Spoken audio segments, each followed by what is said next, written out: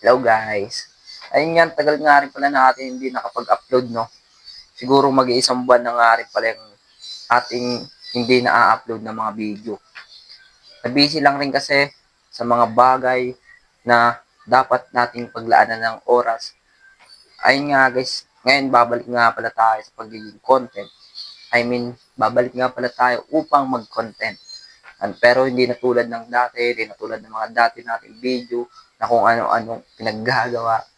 Ngayon, ngayon ay mag-share naman ako ng Word of God. Ayun, ba? Nakakapanibago.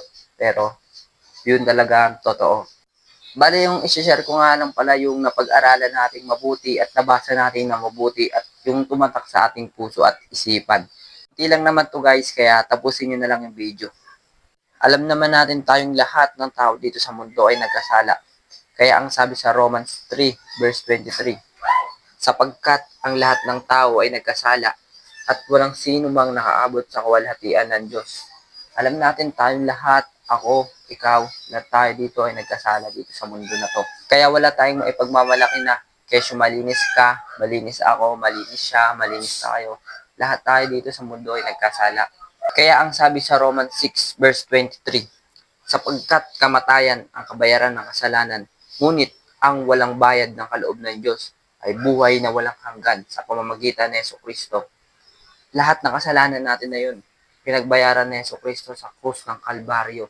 Ngunit ang sabi sa John 3:16, sapagkat gayon na lamang ang pag-ibig ng Diyos sa sangkatauhan, kaya't ibinigay niya ang kanyang kaisa-isang anak upang ang sino mang sumampalataya sa kanya ay hindi mapahamak, kundi magkaroon ng buhay na walang hanggan.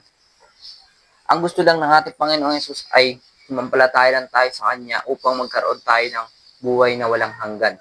At ang sabi naman sa Romans 10, verse 9, kung ipapahayag ng iyong bibig na si Jesus ay Panginoon at buong puso kang sasampalataya na siya'y muling binuhay ng Diyos, maliligtas ka.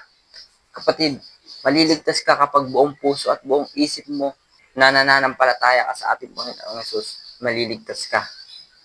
Kahit gaano karami kabigat ang inyong mga kasalanan, kayo papatawarin ng ating Panginoon. Gaya ng sabi niya sa Isaiah 1:18. Halika kayo at tayo'y magpaliwanagan, sabi ni Yahweh. Gaano man kapula ang inyong mga kasalanan, kayo'y aking papuputuin tulad ng yelo o bulak. Kahit gaano man karami ang iyong kasalanan, kayang-kaya linisin ng ating Panginoon yan. Basta tayo manampalataya at sumamba sa ating Panginoon.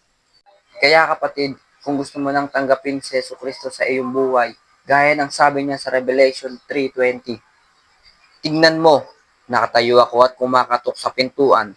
Kung di rin ginino man ang aking tinig at pagbubuksan ang pinto, papasok ako at kakain akong kasalo niya. Kaya kapatid, buksan mo na iyong puso at tanggapin si Jesucristo sa iyong buhay. Kapag tinanggap mo si Jesus, mararamdaman mo kung gaano kanya kamahal ng sobra-sobra. Ayun lang kapatid, God bless. Ayun, medyo nakakapanibago, di ba?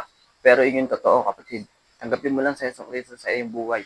At sisiguraduhin ko sa iyo, mararamdaman mo yung kanyang pagmamahal.